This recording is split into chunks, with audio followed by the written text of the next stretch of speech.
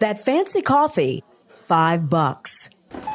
That movie you just rented, another $5. It might be time for you to ask yourself some tough questions about the way you spend your money, especially if you're among the thousands of Charlotte residents facing eviction every single month. When every dollar counts, balancing your budget becomes that much more important. The key right now is really change the way you think about how you manage money.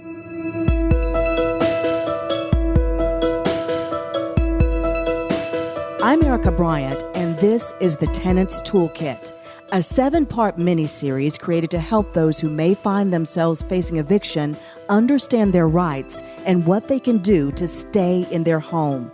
Because if you're facing a housing-related crisis, you aren't alone. Here in Charlotte, rapid growth has created a shortage of affordable housing options, and the Tenants Toolkit is here to help. In this series, you'll receive a step-by-step guide to finding, budgeting for, and staying in your home long-term. This episode focuses on financial literacy. Education is always a great tool, especially when it comes to learning about your finances. We believe that learning more about budgets, saving strategies, and credit cards will help you protect your future and ultimately prevent the possibility of eviction. In this episode, Bank of America's Andre Taylor offers us a crash course in financial literacy. My name is Andre Taylor, and I am a vice president at Bank of America. I currently lead for the Charlotte market Better Money Habits. In this episode, you'll walk away with 4 steps that you can take today to take control of your finances and prevent the possibility of eviction. 1, create and balance your budget. 2, develop a short-term savings plan. 3, develop a long-term savings plan. 4, build credit wisely. You'll also hear some tips and advice from BetterMoney.com in partnership with Bank of America. Before we begin, we should mention that it's normal to feel confused or overwhelmed about these topics. So many Americans, myself included, feel the same way about much of the financial nitty-gritty. Andre is here to break things down for you to make these financial principles easier to understand and to implement in your life. Let's get started. Step 1, creating and balancing your budget. I think budgets are the foundation for anything we do from a financial perspective. Let's just kind of define budget, right? And simplistically, it's a way to track money over a certain period of time. And that money means anything that's coming in. So any income that's coming in and all your expenses that are going out, right? So when I think about a balanced budget, I think about all of my income equaling all of my expenses. And then at the end of that budget, there's nothing left over. Now, if I have money left over, probably a good thing. I have a budget surplus. Or if I don't have any money left over and I'm in debt, then I have a budget, basically a budget debt. Now that you understand exactly what a budget is, let's break down how to make one. First, as Andre recommends, make sure you are recording every source of money you make to arrive at your monthly income. You have to really understand that I need to track everything. All of my money coming in, whether that's tips, whether that's a paycheck, and I need to track everything that's going out. Next, according to BetterMoney.com, record all of your expenses, starting with your fixed monthly expenses like your rent, utilities, and car payments. Then record your variable expenses, the expenses that vary from month to month, such as entertainment, eating out, or clothing. Lastly, total up your fixed and variable expenses. The total should be equal or less than the amount of income you're bringing home. And the average person spends $483 per month on non-essential expenses. So when you're going through that budget, are you in that number, right? Are you spending that amount of money on things that you really don't need, but you really want? Hopefully, you've identified a few ways to trim some of your non-essential costs in this process. If not, go back again and take a hard look at what you truly need versus want. I think understanding it and actually doing it is 2 different things, right? So when you do a budget, you have to really be disciplined. To make sure that you are disciplined and thorough, decide what tool will work best to create your budget. Obviously, you can do it the old school way. You can pen and paper, write it down. There's a lot of online tools available today. Obviously, we're in the modern age. And then banks. A lot of banks have online software that you can go to, and they actually track your money for you. Now that you've balanced your budget, it's time to start saving. Step 2, develop a short-term savings plan. Only 38% of people have an emergency fund. This statistic should be a wake-up call. If you don't have any savings in place, make sure to pay attention to this segment. Or if you have friends or family in this situation, make sure to have them tune in too. I think people kind of have an idea what money is going out from a budget perspective, but it's the futuristic stuff that we can't expect that people tend to not account for in a lot of cases. There are emergencies. Life happens. Your car breaks down. It's really important to understand what are your real expenses and what are your true needs versus your wants. If you can understand that, then you can start to plan for emergencies. With 59% of Americans living paycheck to paycheck, it's hard to create savings that allow you to pay your rent during times of transition, job loss, or illness. It's time to change that by starting a savings plan today, no matter how small you start. Andre explains more. So how, if I'm trying to, put food on the table, make sure I got a roof over my head, how do I save? How do I do that? Well, it's a matter of not looking at it holistically, like I have to save X amount of money, chunk it out, take a percentage. Maybe it's $1 here. Maybe it's $10 there. Where can I cut back? What am I spending my money on that I really don't need to? For example, a lot of times entertainment, that's a variable budget. You don't necessarily need to go out and do those things. You can take that money and save it, or maybe reduce the amount of entertainment you do. So if you're going to the movies every week, maybe it's twice a month. So little things like that can really help to get people into the mindset of saving. Experts recommend to save toward an emergency fund of 3 to 9 months. If that seems like an unreachable goal, you are absolutely not alone. Many people are having that same struggle, but it's time to change your approach if you want things to change for you. It's a process, right? I think you really just have to look at it from a standpoint of, I got to make certain trade-offs. I know I want to be at a place where I have a savings. I know in the past it's been a struggle for me. What can I do differently? All right. I can't keep doing the same things over again and expecting different results. Changing your mindset and making trade-offs will set you up for success when it comes to saving for an emergency fund.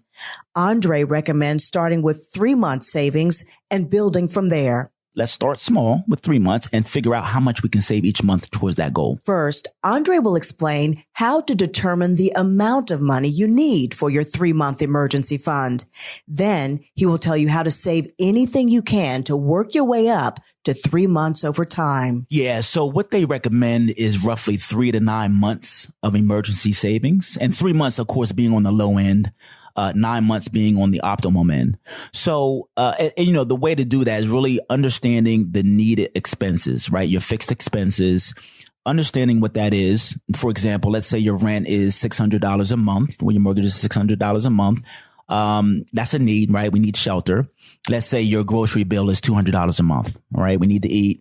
And utilities, let's just say that's $200. So that's an even $1,000 a month, right? Or in fixed needs. So take that, multiply it by 3. That's $3,000. This is an important time to pause and make sure that you understand that your emergency plan is meant to cover your fixed expenses only. This is what will save you from eviction. If I were to lose my job tomorrow, what are the things that I have to pay, right? And obviously, like I said, mortgage, rent, place to stay, food. Take those expenses per month and start small. Start with, let's say, 3 months and just multiply it by 3. That's what they recommend. In this case, it would be $3,000 for your emergency savings for 3 months. But what if you're one of the 59% of Americans living from paycheck to paycheck with not a dime to spare? Finding an extra $250 will not be easy, but Andre gets creative and shows you how to save anything you can. Figure out things that you can do to cut on expenses that you currently have, right? So let's say, for example, I go out to eat every day for lunch. All right, maybe I can pack my lunch. It's probably going to save me some money. Maybe I can carpool to work. I also like the following suggestions from bettermoney.com. Use resources such as community event listings to find free or low-cost events to reduce your entertainment spending. Cancel subscriptions and memberships you don't use, especially if they renew automatically. Commit to eating out only once a month and trying places that fall into the cheap eats category. Give yourself a cooling off period. When tempted by a non-essential purchase, wait a few days. You might be glad you passed. Yeah, it's a process, right? I think you really just have to look at it from a standpoint of, I got to make certain trade-offs. I know I want to be at a place where I have a savings. I know in the past it's been a struggle for me. What can I do differently? All right. I can't keep doing the same things over again and expecting different results. Figuring out what you can do differently will change your future. Find a way to create the emergency fund you need, no matter how difficult it may seem. You will have the safety net you always wanted. And most importantly, you will protect yourself and your family from eviction. Andre suggests getting your family involved so that you are all working toward your savings goal together. Habits are hard to change, and planning is key. You will be more likely to be successful with your family on board too. You said a key word is planning, right? It's planning. And maybe you go back and you sit down again, if you have a family, and think about everything you have going on in the next few months, right? Let's say we want to take a trip to the grandparents' house. That requires, gas. It requires lodging. Let's figure out, let's estimate what that expense will be and write it down. All right. As we're doing those things, we're getting into a habit of looking forward versus currently where we are today. And then we can start to plan. All right. I know in January, we're going to be in, let's say, New York. Let me start saving now. Let me put $10 away, $20 away, whatever I can in order to get to a place where I can afford to pay for that trip. And I think you really just got to be mindful of the future and what things may be coming down the pipeline. And obviously things come up, right? So as much as you can, that's why I say involve the whole family, make sure everybody kind of has their input. That way you're trying to account for everything that may be coming down the pipeline. Step 3. Develop a long-term savings plan. 1 in 5 Americans don't have a dime saved for retirement. It's not going to happen today for you, but at some point you will be in a situation where you want to live comfortably. When you're living paycheck to paycheck, thinking about retirement might seem impossible, but your short-term savings plan protects you now, while your long-term savings plan protects your future. Speak with a financial advisor, your HR manager at work, or refer to bettermoney.com to find the right retirement vehicle and to start saving anything you can. There's 401ks that jobs offer. Banks have automatic savings, IRAs in some cases where you can contribute to. So really just informing yourself. I know I'm still young. I got a long way to go, but let me think about this at least.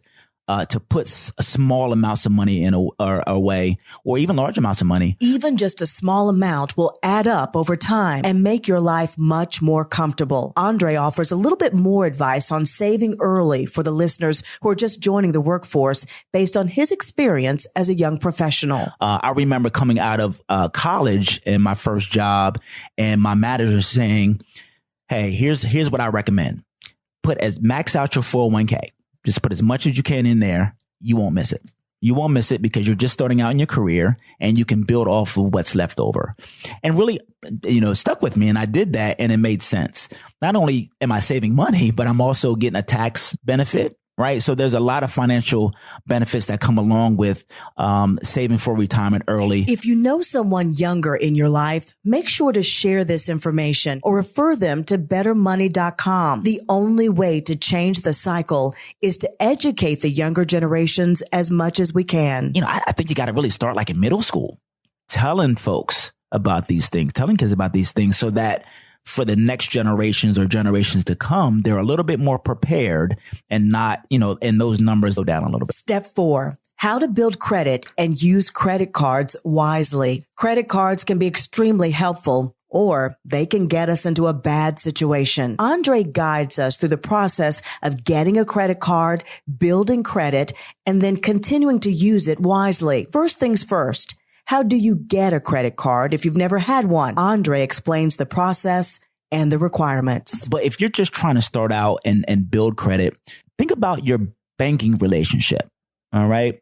If you don't have a credit card and you're just getting started, then, the banks may be more likely to offer you a credit card if they know you have good checking account history or savings account history. Are you bouncing checks? Are you overdrafting your checking account? If you've been pretty good there, then they'll be more likely to work with you and trust you a little bit more for your first credit card. BetterMoney.com offers great tips on how to make the most out of your first credit card and how to build credit responsibly. Tip 1, spend no more than 30% of your available credit line. 30% of your total credit. So if I have 3 credit cards, each with $1,000, right? Total credit available is $3,000. So 30% of that $3,000 or less is optimal. When you get higher than 30% of that credit utilization, then that's when it can start impacting your credit score. Tip 2, pay on time. Make sure you're starting to pay things on time. So if you have credit now, keep paying those payments on time. Tip 3, pay your balance in full. So I would say with the credit cards, number one, you have to pay more than the minimum balance, right? If you can. I like to use credit cards to purchase gas, groceries, knowing that I have money to pay that off every month. Tip 4, know your credit score. I thought, initially that everybody started out with a certain credit score. That's not the case, right? So if you don't have any credit history, then you go to one of the 3 bureaus, which is TransUnion, Equifax, and Experian. They don't have any history on you. So what you need to do is once you apply for a credit card, make sure that credit card company or loan company is reporting that information to the credit bureaus. All right. From there, once they do that, it takes about 6 months to establish some sort of credit score. So within that 6 months, your payment history, the type of credit you're using, all that is a factor. Tip 5, check your credit score once a year. You can get 1 free credit report a year from each of those 3 bureaus. So I would recommend you go out and you get a credit report. Start there, look to see what's out there, and look to see if there's any errors. If there are, contact that credit union or the credit bureau and then have them adjust for that. Tip 6, monitor your accounts. I'm assuming most banks have this. They have alerts that you can put on your credit cards or debit cards. So anytime it's being used, you'll get a notification. So in terms of fraud and theft, if somebody's using your credit card, you'll get dinged. And now you can say, let me go out here and let them know this wasn't me. And a lot of times that fraudulent activity is reversed, right? So you're not going to be responsible for those charges. So just be mindful of that too, as you're trying to monitor your credit report and make sure the fraudulent activity is non-existent on your accounts. As you get started, it's critical to be mindful of what credit cards can do for you and also to be careful of the trouble they can get you in. I think you got to be really mindful of what credit cards and credit in general can do for you. It can be a great asset, right? Because it allows you to have access to money that you may not have had access to before without having to pay it back right away. It can help save money, right? It can help you save money on interest, on payments, fees, etc. So it's a form of power. It's a form of, of access to money. But you really got to be understanding of the terms of credit cards. And you really have to understand the factors that affect credit score, understand your credit report. There's a lot that goes into it. So if you understand how things work, how credit is built, then I think you can use credit to your advantage and really work to build that score and get access to money that you may not have had access to before. Andre admits that he also struggled with understanding how to best use his credit card and shares his story so that you can learn from his experience. Well, I can give you a real life example with credit because I was a case study myself. So back in college, it had to be my first semester of my sophomore year. I get an application for a credit card. So, apply for the credit card, get a free t-shirt. All right. I want a free t-shirt. It's my school. Right. So, I did that and, my credit limit was low. So, I knew I had to pay the bill. Right. My mom told me, hey, if you get a credit card, you got to pay the bill. Right. I understood that part. So I'm out here swiping and I had a girlfriend at the time. We're going out to dinner and just enjoying ourselves. I'm paying the minimum balance. Now, mind you, I'm in college. I don't have a job. The only source of income I'm getting is maybe $20 or $30 from my mom every so often, just for purposes. So I don't necessarily have money every month to pay my bill. So I decide, hey, let me take a cash advance out and just use that cash advance to pay the minimum balance off. All right. So as you know, cash advances, they come with extra fees. When you pay the minimum balance, you are paying a lot more in interest in the long run, right? And it takes a lot longer to pay up your credit card. So for me, I got into a situation where I was just struggling, and that carried with me for a while, even until I got out of college. But then I learned, I had more money and I was able to pay that off. And I said, hey, never again. The final step involves taking what you've learned and being disciplined and consistent to take control of your finances. It takes time and focus, but the protection you will receive for your present and your future if you start working on your finances now will change your life and your family's for the better. Let's change the cycle together.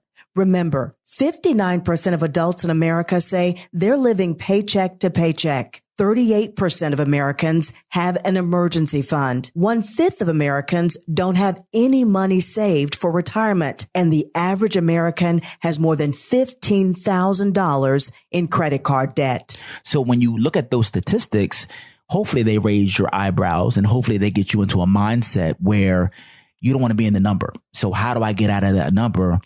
Better money habits, financial knowledge, and really the dedication and discipline to start saving and really focusing on credit. But the key right now is really change the way you think. Change the way you think about how you manage money, and then work towards a plan to get there. Again, it's a process, right? It's going to take time, and you got to have that dedication and willingness to do so. You can do this if you set your mind to making these lifestyle changes today. I'm Erica Bryant.